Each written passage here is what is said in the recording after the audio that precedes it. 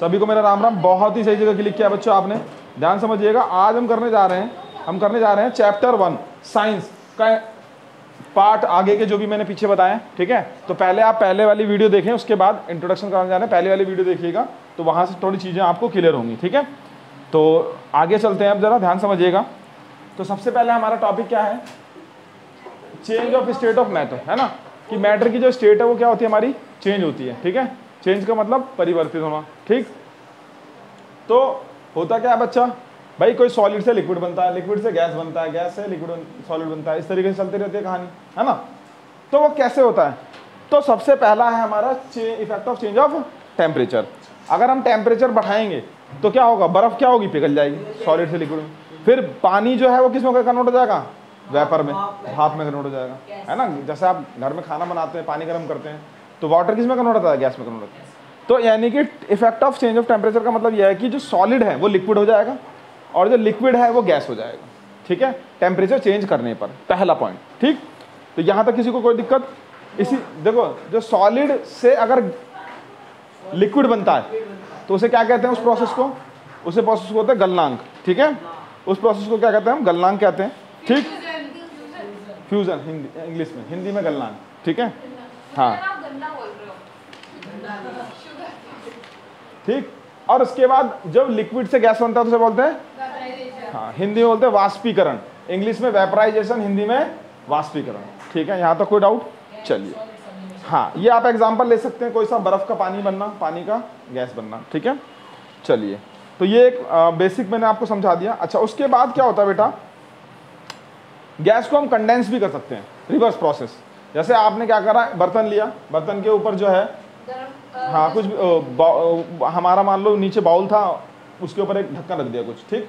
तो पानी क्या होगा, एवोपरेट होगा, और आप देखोगे उसके ऊपर चिपक जाता जाके, वो हटाते उसमें पानी आता है ना, फिर वो एवोपरेट नीचे बैठेगा, ठीक है। तो वो क्या होगा, हमारा एक तरीके से पानी जो है वाष्पीकरण हो रहा है, और वाष्पीकरण से वापस वो फिर पानी बन रहा है, एवोपरेशन हो रहा है, फिर वो एवोपरेशन से वापस पानी बन रहा है, ठीक है। तो इसे बोलते हैं कंडेंसेशन, ठीक। ये क्या हो गया, हमारा कंडेंसेशन प्रोसेस हो गया, है ना। The process of changing the gas into liquid is called by cooling is called the condensation. Gas से सॉलिड, हाँ, बता रहे हैं, ठीक है। अच्छा, नेक्स्ट आता है लिक्विड का, liquid to solid. Liquid to solid मैंने आपको बता दिया, सॉलिडिफिकेशन। जैसे मान लीजिए आप बर्फ को जमा दीजिए, ठीक है। अब अगला इन्होंने, हाँ, अब जैसे मान लीजिए बोला कि सॉलिड टू गैस, एक तो ये हो गया।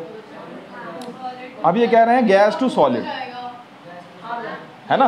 दोनों प्रोसेस को हम सब्लिमेशन बोलते हैं, दोनों प्रोसेस को बोलते हैं सब्लिमेशन, सेम दो, देखो दोनों प्रोसेस सेम है, ठीक है, सब्लिमेशन ही है, ठीक है। अब देख लेना, हाँ, ठीक है, दोनों सब्लिमेशन है आपका। अब आपका सॉलिड टू गैस अगर जब बनता है तो हमने आपको बता रखा है, कैम्फर हो गया, फिनिप्सिलिन बॉल हो गई, कपूर हो गया, ये सारी चीजें, है ना। अब इन्होंने पूछा भैया गैस से सॉलिड बनाओ भैया, हाँ, सॉलिड कार्बन डाइऑक्साइड गैस, ठीक है। या फिर आप उसको देखो, जैसे कि सॉलिड कार्बन डाइऑक्साइड जो गैस होती है, जो उसमें भरी रहती है आग बुझाने के लिए, सिलेंडर में, आपके स्कूलों में लगी होगी, ठीक है, वहां पर वो सॉलिड फॉर्म में होती है, ठीक जी। उसके अंदर है वो सॉलिड फॉर्म में, आप हिला के देखिएगा, मूव करिएगा। जो सीएनजी है वो लिक्विड फॉर्म से, और अगर हम उसे कंप्रेस करेंगे तो सॉलिड बन जाएगी वो, ठीक है। जो सॉलिड कार्बन डाइऑक्साइड है, पहले वो गैस होती है, उसको हम कंप्रेस करते हैं, लिक्विड बनता है, फिर और कंप्रेस करते हैं तो तब, हाँ, टेम्परेचर लो करना पड़ता है, तो उसको हम सॉलिड बना सकते हैं, ठीक है। तो ये कहानी, ठीक, यहाँ तक कोई दिक्कत, चलिए। अब उसके बाद आता है बेटा लेटेंट हीट। क्या होता है जरा बताएं मुझे, लेटेंट हीट। सिंपल, बहुत सारी, देखो, latent heat of fusion, latent heat of vaporisation, नहीं, ठीक है। देखो, latent heat of fusion, latent heat of vaporisation, दो चीजें हैं हमारी, ठीक है। लेटेंट हीट ऑफ फ्यूजन, पहले तो लेटेंट हीट क्या होता है, मेन पॉइंट ये है, लेटेंट हीट, गुप्त ऊष्मा, हिंदी में बोलते हैं छुपी हुई हीट, गुप्त ऊष्मा, गुप्त ऊष्मा मतलब जो है मगर दिखती नहीं है, ठीक है, बता रहा हूं। देखो भाई, लेटेंट हीट ऑफ फ्यूजन क्या होता है, the heat is going into the ice but is not increasing in temperature, it's energy required to change the state of the from solid to liquid, that is called latent heat of the fusion. एक बर्फ है हमारे पास, ठीक है, बर्फ की टुकड़ा है, आइस है, वो बेटा उसका टेम्परेचर 0 डिग्री ही रहेगा जब तक वो क्या है, पिघल नहीं रहा। जब तक वो क्या है, पिघल नहीं रहा है, वो 0 डिग्री ही रहेगा, ठीक है। उसके बाद वो जब पूरा पिघल जाएगा फिर उसका टेम्परेचर में चेंज आएगा। तो वह ऊष्मा जिसे उसे पिघलाने में, उसे स्टेट चेंज करने में हमें जो देनी पड़ती है उसको हम बोलते हैं लेटेंट हीट ऑफ फ्यूजन। ऐसे, हाँ, गुप्त ऊष्मा। ऐसे ही पानी को जब हम गर्म करते हैं, ठीक है, पानी को जब हम गर्म करेंगे तो हम हीट दे रहे हैं नीचे से, फिर टेम्परेचर 100 डिग्री पहुंच गया, 100 डिग्री पे वाटर बॉयल हो जाता है, पानी उबलने लगता है। तो उसके बाद 100 डिग्री के बाद टेम्परेचर एकदम फिक्स रहेगा जब तक वो पूरा पानी एवोपरेट ना हो जाए। नहीं होगा, नहीं होगा, उसे बोलते हैं लेटेंट हीट ऑफ वेपराइजेशन। मतलब उस समय जो ऊष्मा दी जा रही है, उस समय जो हीट दी जा रही है, उसे बोलते हैं लेटेंट हीट ऑफ वेपराइजेशन। एक एक करके बेटा, एक एक करके, एक दो ही कान है मेरे पास, प्लीज पहले हमारे आप बोलो। लेटेंट हीट बस स्टेट को चेंज करती है, नहीं, टेम्परेचर इज कांस्टेंट। आप बोले जब हम मैगी बनाते हैं तो 100 डिग्री सेल्सियस पे पहुंच जाता है, वो वाटर उबलता है ना, तो वो फिक्स एकदम रहता है रेशो में। ऐसा क्यों? तो बोल तो रहा हूँ हीट, वो एवोपरेशन हो रहा है कैसे रहते हैं ये बताओ। तो कह तो रहा हूँ लेटेंट हीट बन रही है उसकी, जो पानी कन्वर्ट हो रहा है ना, उसको जो पानी वेपर में स्टेट में कन्वर्ट हो रहा है, तो वहां पर ऊष्मा जा रही है उसकी, तभी टेम्परेचर कांस्टेंट रहता है, ठीक है। चलिए, तो सब्लिमेशन भी हो गया, इफेक्ट ऑफ। अब आते हैं प्रेशर पे बात करते हैं, ठीक है, इफेक्ट ऑफ प्रेशर।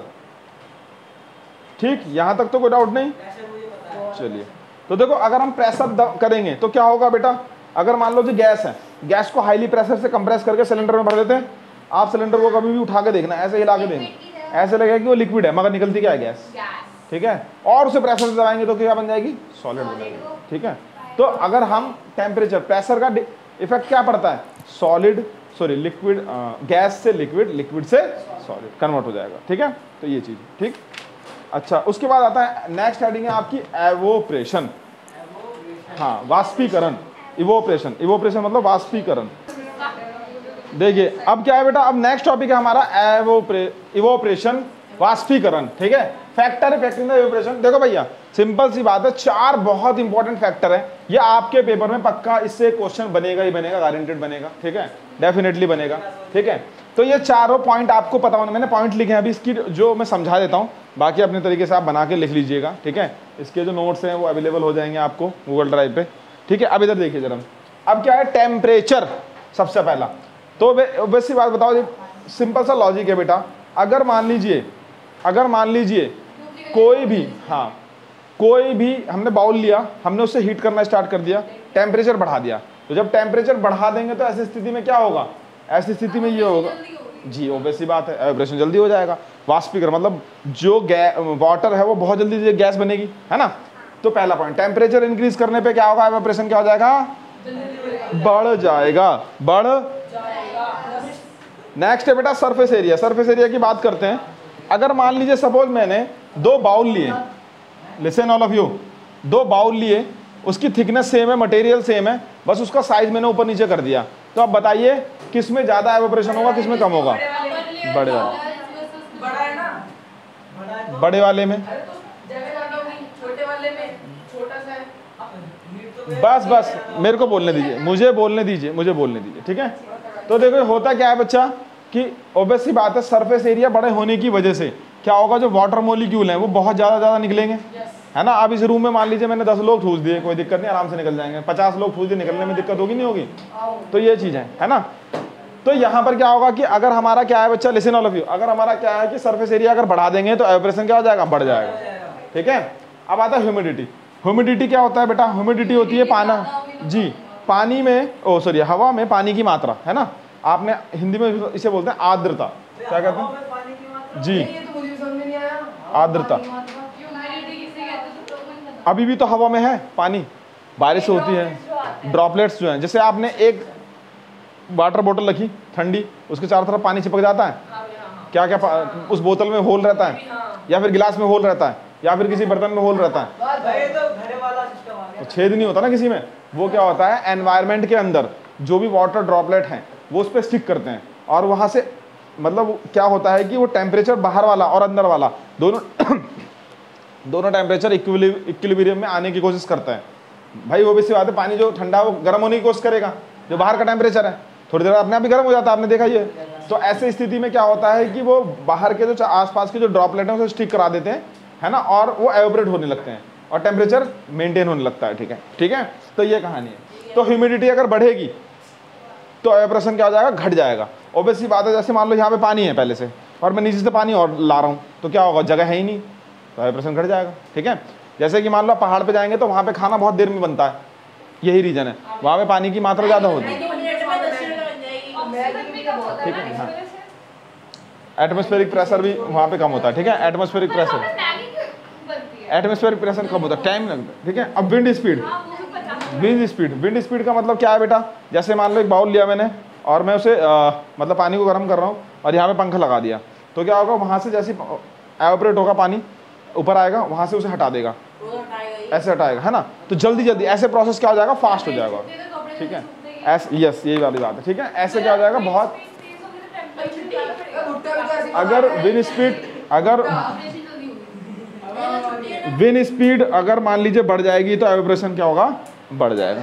ठीक है, ये 4 फैक्टर है जिसके वजह से हम एवोपरेशन जो है हमारा डिपेंड करता है। ठीक है, नेक्स्ट जो है हमारा लास्ट एंड फाइनल टॉपिक है, उसके बाद ये खत्म हो जाएगा। उसके अंदर हम एनसीईआरटी के जो क्वेश्चन आंसर वो डिस्कस कर लेंगे अभी फिलहाल। ठीक है, तो देखते हैं हम पहला हमारा क्या है, प्लाज्मा, और दूसरा क्या है, बोज आइंस्टाइन स्टेट। 3 स्टेट तो आपको पता है बेटा, सॉलिड, लिक्विड और गैस, ये आपने नहीं पढ़ी होगी, प्लाज्मा स्टेट और बोज आइंस्टाइन स्टेट। ठीक है, बोज आइंस्टाइन स्टेट। ठीक, अब तो देखो, हाँ, तो देखो बोज आइंस्टाइन स्टेट, तो प्लाज्मा स्टेट क्या होती है, जो बेटा वाटर और हवा दोनों मिक्स होती है, उस स्टेट को हम प्लाज्मा स्टेट कहते हैं। ठीक है, उस स्टेट को प्लाज्मा स्टेट में, plasma is a mixture of free electron and ions, उसके अंदर आयंस भी होते हैं और इलेक्ट्रॉन भी होते हैं। प्लाज्मा में क्या होता है बेटा, आयंस भी होते हैं और इलेक्ट्रॉन भी होते हैं। ठीक, तो वो हमारी कौन सी स्टेट कहलाती है, प्लाज्मा कहलाती है।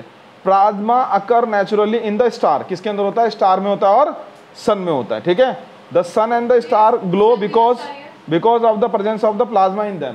ठीक है, अब उसके बाद क्या होता है बेटा, इसके अंदर से इलेक्ट्रिसिटी भी पास हो सकती है। ठीक, अब आता है नेक्स्ट आपका बोज आइंस्टाइन स्टेट। 1920 में जो इंडियन साइंटिस्ट थे सत्येंद्र नाथ बोस जी, उन्होंने क्या करा था, कैलकुलेशन, एक 4th स्टेट का डिस्कवर किया जिसको हम बोलते हैं Bose Einstein state. Albert Einstein predicted the existence of the new state of matter is called the Bose-Einstein state. The 5th state of matter used Bose-Einstein condensation was finally achieved by the 3 scientists. 3 साइंटिस्टों ने मिलकर इसे discover किया था, और बाकी अभी भी जो है इस पे, हाँ जी, बाकी अभी भी इस पे रिसर्च चल रहा है। ठीक है जी, तो यहाँ तक मेरे ख्याल से चीजें समझ में आ गई है ना। अब उसके बाद क्या होगा, 1 मिनट, अब यहाँ तक किसी को भी कोई दिक्कत हो, कोई समस्या हो तो प्लीज वीडियो करने से कमेंट जरूर करें। सभी को मेरा राम राम।